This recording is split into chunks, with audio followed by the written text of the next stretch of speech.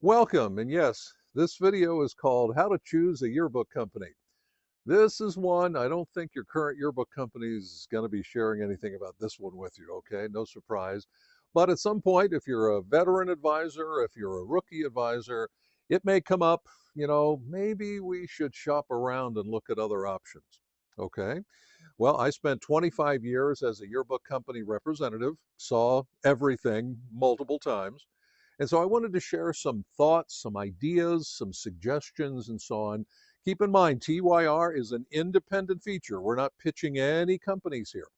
But at some point, you may decide, I think maybe I want to look at something, or something bad happened, and you're thinking, okay, I don't want to deal with this anymore. I want to go in a new direction.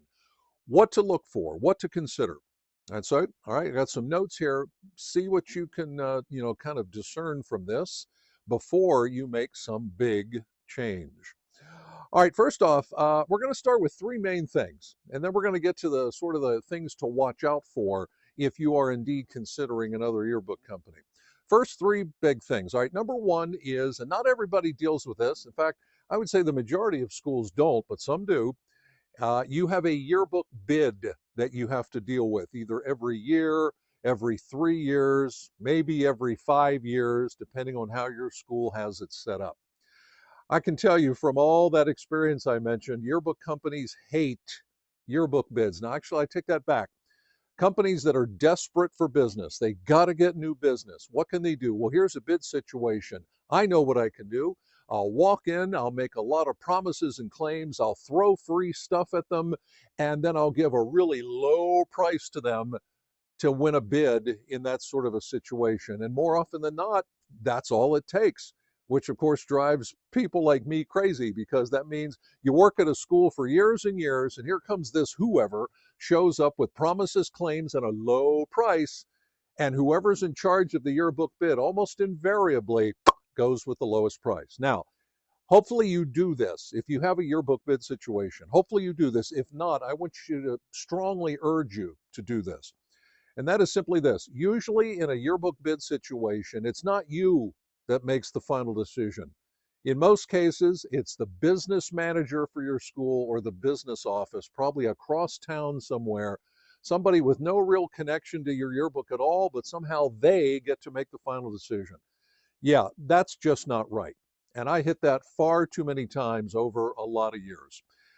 If you are the person working with the yearbook company, which you are, and your staff, you should have some input into the final decision. Yet a lot of times when it comes to a bid, okay, business office is handling that. Okay, who are we going to work with next year? You have no input at all, none. Change that. How do you do that? Hopefully, maybe you've done this already. If you're in this situation, is simply go have a conversation with your school business manager or your business office before your next bid. And just be honest with them, like, sir or ma'am, you don't have anything to do with the yearbook. You'll never take a photo. You'll never write a caption. You'll never work on a page. You'll never sell a book. You'll never sell an ad. You don't do anything with this. We do. And yet we have no influence at all in who the final decision is on who we are going to work with next year or for the next 3 years. My hope is that the business manager probably has never had that conversation before. And hopefully they realize, you know what, that's right. The yearbook advisor and staff should have some final input into who they're going to work with next year. Find some time, go have that conversation with your business office, and hopefully, if you're in that situation, they will agree. Okay, you need to have some input because you're the folks actually doing the work, not me. Do that. Very important for you, especially, so that you get to make the choice that you want to go with next year and beyond. All right, number two, beware the low price. All right, for many years I've called this those companies and representatives out there that like to play the low price game. And so what they do is, again, they come in, they want to see you, you let them in, they make lots of promises and claims. Once again, they throw free stuff at you, and then they slide that low price down. Look at this. Isn't this great? You should work with us. Okay, hold on. I hit this situation too many times. Somebody would come in with a price lower than mine, and then I would get looks like, well, why isn't your price that low? Well, the quick answer is that low price is artificially low to get your attention. Now think about it. We see this all the time. See it on television. Ads for car insurance or for cell phone plans. Hey, switch to our company. We've got this low rate and we'll give you free stuff like a phone and so on. Right? We see that all the time. And most people never take the time to look at the sort of fine print that invariably is there somewhere. And the fine print is very simple. It means, okay, yeah, you got a low price to start with, but guess what? In a year from now, maybe 2 years from now, watch that price whoop go back up to where it's supposed to be. That's because the initial price, usually called a teaser rate, it's to tease you to get your attention. Wow, that's a great price. I can almost guarantee you won't have that great price for the duration of whatever your contract is with that other company because it's a teaser rate. It's designed to get your attention, get you to sign on that dotted line. And then at some point later, whoop, up it goes. Another thing to keep in mind, watch your expenses. Now, hopefully you do that already. But I hit this way too many times over the years. And folks, I never played the low price game. I just, no. Fair price, yes. Low price, no. But some other folks I competed against that played the low price game, okay, they got the business, they got the low price. And then the idea is, okay, what can we do to get that total price higher to where it's supposed to be? So for instance is, let's say you do a custom cover, all right? You get a nice design worked up for you, and we'll use round numbers here. Let's say that the actual total cost of that design is $500. Well, surprise, when your final invoice shows up, the cost of your custom cover is actually $1,500. They tack on an extra $1,000 to that custom cover because they've got to find a way to make up for that low teaser rate to get the pricing up toward where it needs to be or where they want it to be. Be careful of those things. So you get that low teaser rate, you should be immediately skeptical, like, okay, this seems too good to be true. Remember the old line? It usually is. Watch out for low prices. And the third thing that has become kind of hot in, I'd say, recent years is the idea of a single deadline for your book. Now, of course, there's all different kinds of books: elementary, middle school, high school, college. High school, college, almost always bigger books. Middle school, elementary, smaller books. Elementary, usually the smallest size, number of pages we're talking about here. And so for most elementary books, yeah, they have a single deadline because it's a small book. My definition of a small book is anything up to maybe 64 pages. Doing a single submission deadline for that one, fine. Anything above that, now we're talking about a much larger book. And so you may have multiple deadlines, 2 deadlines, 3 deadlines, 4 really big books, maybe 5 separate page deadlines spread over the course of, a chunk of your school year. Well, in recent years, some, I'll use the word desperate yearbook companies have come out with the idea, even for big books, hey, why are you dealing with all those deadlines? We're only going to give you one deadline, one final deadline, maybe in March or April or something like that. Isn't that wonderful? And at first glance, you're thinking, oh, wow, that's a really great. Yeah, that's terrific. Okay. Yeah, I want to go for that. And people then sign up on the dotted line. Producing yearbooks is the same pretty much no matter what yearbook company you're talking to. The spring, of course, is like super crunch time for yearbook printing presses and production facilities. That period, roughly, we're going to say January, February, March, April into May. That's like crunch time. Now, for companies that give multiple deadlines, a major reason they do that is so they can kind of space out their work a little bit so that it's not all in one big giant gulp. Well, for these companies, and by the way, they don't do it with every school, they only do it with some schools. They come in with the one deadline proposal, and it sounds great. And you turn in all your pages in March or April or whatever date they give you. But you still want to make sure, if you're a spring book, I want to make sure we get our books, before Memorial Day or something like that, or mid-May. One deadline, you sure you can do that? Let me tell you something. It is unbelievable crunch time at those production facilities because think about it, all this work, gigantic amounts of work, are coming in essentially all at the same time. And so their press crews are going 24/7. They're probably eating Tylenol to try to get everything crammed in and done for what was promised to certain schools. Not all schools. Those companies still have schools that have a 3 deadline book, a 4 deadline book, but hey, we need to go get new business. Look at this single deadline we can give you. Beware, beware, beware. For the teachers that are watching this, all right, imagine if you handled your other classes that way. All right, you gave, in September, you gave your kids a syllabus. Here's all the things we're going to get done in this class this year. By the way, you don't have to turn in any work. All right, all of your work is due in April. First off, kids would be like, oh, yeah, that's great. But think about two things. Number one, that is going to be a gigantic headache for you come the end of the school year. It's like this massive mountain of classwork coming in, and you have to grade it before school is out. Imagine a situation like that. Ugh, makes you shudder, right? Now, imagine you're a kid. All right. What are a lot of kids going to do? Are they going to work in October, November? No. February, March, probably not. Probably come March, it'll be, oh, I've got to get all my work done.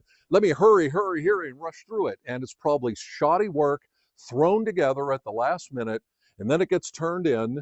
Would you give that kid a good grade? Probably not. Now, make that a yearbook situation. There is a value for larger books. There is a value to having multiple deadlines. It helps you and your staff to kind of space out your work over the course of a school year. That's only a good thing. And of course, it takes a lot of stress and pressure off the yearbook company and their press crews, because then they can kind of space out their work and make sure they do their best effort for you instead of having this massive crush all at once in the spring. So if a rep comes to you, hey, we got a single deadline, beware. Once again, if something seems too good to be true, yeah, it probably is. Keep an eye on that one if you have larger books. Now, if you want to think about changing companies, I've kind of boiled this down to 5 quick things. It's probably about cost. All right, things have gotten too expensive. We need to make a change. All right. Quality, especially maybe you had some issue before last year. Something didn't go right. The cover got messed up. Pages weren't printed right and so on. Quality issues. Service issues. All right. Either you're working with a yearbook company that has a rep that comes to visit you, or maybe you just call somebody on the phone. Are you getting the service that you really want? Yes or no? Tools, of course. All right, how are we going to make this book? Most folks, of course, make their books with online tools now. Some, top line schools, if you will, still use software. Almost always it's Adobe InDesign. Okay, that's great. What can this company offer me when it comes to tools? There's something. And then finally, if you have a representative, is that person working for you? All right, do you have a good connection with that person, or is it, I don't know, for some reason, somehow a little uncomfortable, not that much friendliness going on there? Those are kind of the 5 areas to watch for. If you make this decision, I think we want to look around for some other opportunities. All right, very quickly, again, cost is obvious. All right, things are crazy in the world today. Inflation actually has been tamed, but inflation from a number of years ago really drove up costs. And keep in mind, we can't get away from this. There's inflation every year. Every year, the cost of items goes up at least a little bit. Paper, ink, labor costs. If you have a hardcover book, the boards for your hardcover, the cost of everything goes up at least a little bit. So your incumbent yearbook company, of course, they're going to raise their rate a little bit because the rates of everything are going to go up a little bit. Meanwhile, this company that doesn't work with you, they're trying to get your attention. Hey, here's this low stuff. All right, keep in mind, that's the way this little game works. What gives you the best value? All right, and sometimes value means you pay a little more money. It's not necessarily who has the lowest cost. That is something that you have to balance. Your particular yearbook situation and what you do with it and the importance of the yearbook, that's pretty much all in you. You need to decide what is the value, and then, kind of weigh the different costs and so on. Keep in mind, if you work with a representative, more likely than not, that person is paid by commission, a sales commission. So obviously, the higher they can charge you, they're going to make money. If you tell them, hey, you need to slash your price, okay, in other words, to keep your business, they have to cut their own rates. Well, if they go and do that, keep in mind that representative almost certainly is now making less money than they did before. If you have your job, teacher or whatever it might be, and somebody walks in and says, we're going to start paying you less money, What's your response to that going to be? You're going to be energetic? You're going to be excited? Probably not. So keep that in mind with the cost balance. There's a whole dichotomy there of different things. Lowest is not necessarily the best choice. So keep that in mind. Quality, once again, something happened before and you're thinking, I think we want to make a change. Keep this in mind if you don't know this. There's two ways essentially to print a yearbook. There's the sort of the traditional way called offset printing, and there's somewhat newer digital printing. Do you know right now which one of those is used for your book? I think there's a lot of yearbook advisors really have no idea which one it is. Offset, which is like standard printing presses, or digital. Now, I tell you what, years ago, there was a wide gulf between those two. Talking about quality now, a wide gulf. Offset, always better, always. But in recent years, that gulf has been narrowing. Digital printing has gotten better and better and better, maybe to the point you don't even notice. But take a look at quality. Take a look at your book.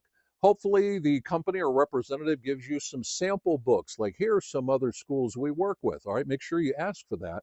And take a look at their pages. Are the colors vibrant? Are they bright and clean? Does it look a little fuzzy? Like, this doesn't exactly light me up. That's probably digital printing. Now, if that's good enough, great. Fine. Don't do anything. If it's not good enough, either way, make sure that you talk to your company or representative. Hey, how do you print? How would you print our books? Digital, offset? Tell us how you print books. And they should be able to tell you right up front, here's what we do. If somebody kind of fudges on that, I would say beware of that person or that company because they're trying to apparently hide something. Service. Here's a quick question. How much help do you really need? And I'm thinking about those companies where you have a representative that's supposed to come and visit you. Tell them or ask them, okay, here's what I need from you. How many times are you going to come visit me? Is it going to be once a month, once every 2 months, once every 3 months? Is it going to be every 2 weeks? But along with that, how much do you need? Maybe you don't need a rep to come visit you on a frequent basis. I had a whole bunch of advisors like that. They were really good at what they did. They knew exactly what they wanted and they knew how to do it. They really didn't need me to come knocking at their door. Hey, I'm back again. Hey, how's it going? They didn't need that. Ask those questions with your yearbook company or representative. Now, if you're somebody, you need help, you want that rep coming in on a regular basis, you need to let them know that right from the get-go before you even sign up with them. Here's what I need from you. A lot of advisors don't even take the time to do that, which is a real oversight. Because then later on, when that person doesn't show up for 3 months and you're like, where is this person? All right, maybe I get an occasional email from them, but that's it. That's a problem. Handle those service responsibilities right from the beginning before you make any kind of changes. Of course, tools are obvious, all right? Hopefully you already do this. If somebody new comes in, hey, here's how we make a book. Great. Sit them down at a computer. Probably more likely it's going to be some online page creation tool and say, okay, show me what you got. And that person from your own computer should be able to sit down, log in, and show you all kinds of stuff. If they only bring their own computer with them, you might want to beware a little bit, like, okay, why can't you just call this up on our machine? Right here it is. And if you can, do a side-by-side comparison. Pull up what you're currently using, have this person show what they've got, and then be very thorough. Okay, how do you upload photos? How fast does that go? Some cases it might be really fast. Sometimes might be a little on the slow side. What are the different tools I can use to help make my pages? And then throw out, can it do this? Can it do this? Can it do that? Be very thorough when you're comparing the different kinds of tools between your current company and this other company that's calling on you. All right, be very, very thorough there. You don't want to sign up and then later on, oh, we didn't realize it doesn't do that. Oh, we didn't know it didn't do that. Then you're stuck. Be very thorough and try to do that side-by-side competition there, if you will. Ask them about sales tools. All right, this really gets overlooked by a lot of schools. Now, pretty much everybody does online sales now, but how? How thorough? Are there extra charges for this? Show me examples of maybe emails that you can send to parents and stuff like that. Be very thorough about the sales tools. Again, these often get overlooked by a lot of yearbook advisors But hey, if you can't pay the bill, you got a problem at the end of the year, right? So what are the sales tools and promotional tools like? They should be able to show you that very, very quickly, very, very thoroughly. And then once again, just the representative. All right. If it's that situation where somebody comes and calls on you, and that's the person I'm going to be working with if I sign up with them, do you have a rapport with this person? Do you have a real friendship with this person? I'll be honest, in 25 years' time, I had not many, maybe a handful of advisors that's, maybe they started as a new advisor and it just didn't click. The connection just wasn't there. And more often than not, I lost that school because this person talked to somebody else, and for some reason, the connection was better with that other person. If this rep is going to be working with you, they need to be your partner, your trusted partner. And so hopefully get a real feel for this person. And the idea is, can I trust them? Are they going to work hard for me? Or is it a situation where they're going to come in, see me twice a year for half an hour, and that's all I'm going to see them? Be very, very thorough if a representative is involved to make sure you've got a good connection. That's somebody I can work with. All right, make sure that you answer those questions. So as a quick wrap up, all right, this is a business relationship between you and your school and that company and or representative. Do you feel good about that business relationship? If you don't, then you might want to check out somebody else. If the feel just isn't there, you should know, okay? Beware the lowest price. Again, that's the number one weapon of choice for, I'll call them desperate yearbook companies and representatives. Hey, look at this low teaser price. Read the fine print, get all the details there. So be thorough, choose wisely, and if you have any kind of questions on this, again, TYR, I'm an independent resource now. If you want to send me an email, scott@yourbookingreport.com, send me a note. Hey, here's our situation right now. Do you have any suggestions? I am happy to help anybody, anywhere. Again, not favoring any yearbook companies at all. Let me know all the bits and bytes and so on, and maybe I can offer some suggestions on things to look out for, watch out for, and so on, so that you make a good choice for you, your staff, and your school for the future of your yearbook production. I hope this video helped in some small way. Let me know if you need anything. Thanks again for watching.